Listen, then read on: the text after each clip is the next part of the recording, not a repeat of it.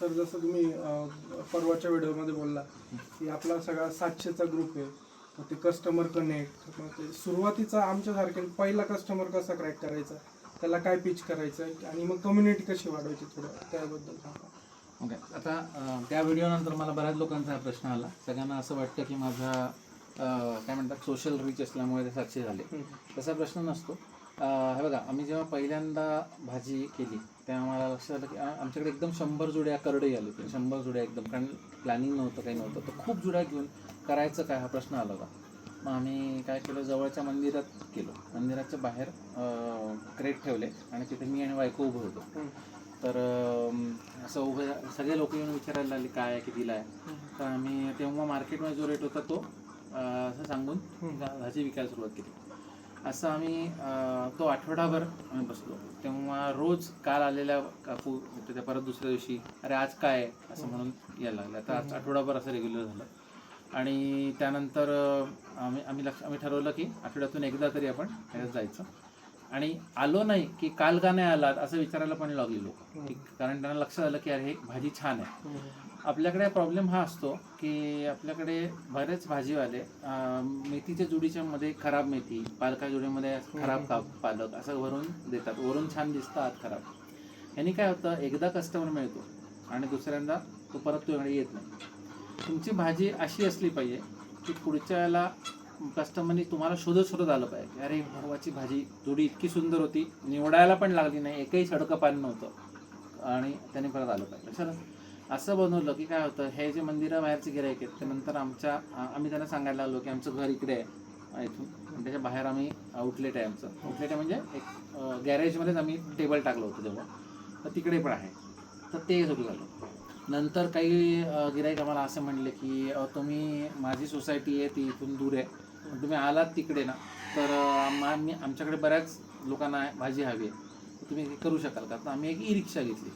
त्या ई रिक्षाचा माझे फोटो तुम्ही फेसबुकवर जाऊन माझ्या फोटोजमध्ये बघा. तर आम्ही पूर्ण अशी भाजीचं दुकान लागेल असं स्टेप बाय स्टेप हे केलं होतं. त्यात सगळे ट्रे असे तिरके डेमो बिमो सगळं होतं. आणि त्या बाहेर असं सगळं हे लावलं होतं काय हां बॅनर्स आणि हे लावले होते की संभाजीनगरमधली सर्वात ताजी भाजी वगैरे वगैरे असं. आणि ती रिक्षा आम्ही घेऊन जायचो आणि कॉलनीत जाऊन तिथे सेल व्हायचं. तर एकाच ठिकाणी आमचा 2000चा सेल व्हायला. पण मला लक्षात आलं की अरे हे पण बोलत आहेत, ते पण बोलत आहे, हे पण बोलत आहेत. मग आम्ही ई डिलिव्हरी सुरू केली. पण ई डिलिव्हरी सुरू करायला लक्षात आलं की अरे ऑनलाईन ऑर्डर्स फार येतात आणि मग आपण तेवढी भाजी नसेल तर आपल्याला ऑर्डर पूर्ण करता येत नाही, नाव बदनाम होतं. म्हणून सगळं हे बंद करून आम्ही काय करायला लागलं की जेवढे कोण कस्टमर यायला लागले त्या सगळ्यांना आम्ही म्हणायला लागलो की आमचं इथे ते आउटलेट आहे. दर सोमवार, गुरुवार आणि शनिवार असं 3 होते पूर्वी. असे 3 दिवस आमचं आउटलेट चालू असतं. संध्याकाळी 6 वाजता ताजी भाजी येते. आणि मग जे रिपीट कस्टमर ज्यांची ओळख झाली होती 2दा-3दा, त्यांना म्हणायला लागलो आम्ही ग्रुप बनवतोय, मग ग्रुपमध्ये कुठली भाजी आम्ही टाकत जाणार आहे, तर तुम्हाला ॲड करू का.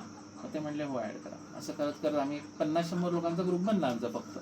आणि 100 लोकांच्या ग्रुपमध्ये दर वेळेला भाजी आली की आजची भाजी, आणि मग सगळ्या भाज्यांची नावं टाकायची आणि एक फोटो टाकायचा. आजही आम्ही तेच करतो, फोटो टाकायचा.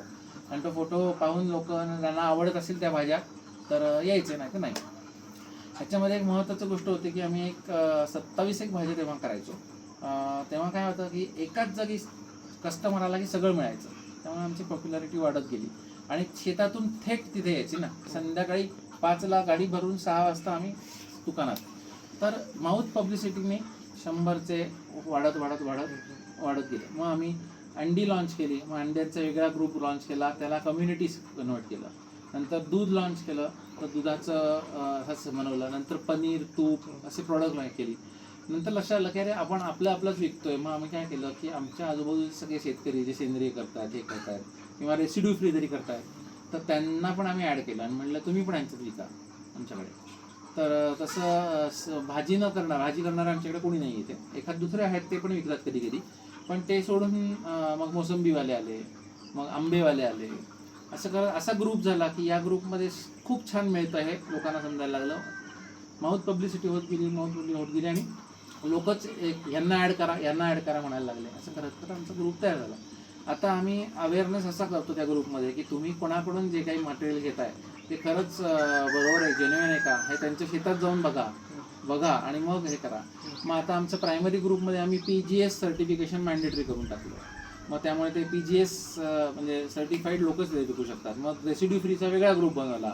मग केमिकल सेलर्स जे होते कोणाकडून तरी घेऊन विकणारे पण लोक आली, मग त्यांचा एक वेगळा ग्रुप बनवला. असं करत करत एवढी कम्युनिटी वाढली आहे की तर हे का या मार्केटमध्ये प्रत्येकाला चांगली भाजी हवी, प्रत्येकाला चांगलं शेतमाल हवा आहे, चांगला रेट द्यायला ग्राहक तयार आहे. फक्त चोऱ्या नाही केलं पाहिजे. म्हणजे जेवढं उत्तम द्याल तेवढं कंटिन्युअस सबस्क्रायबर मिळत राहतील, हे मिळत राहतील. जेवढं चोरी कराल एक वेळ पैसे मिळवाल, नंतर कायमचा गिऱ्हाईक घालून बसाल.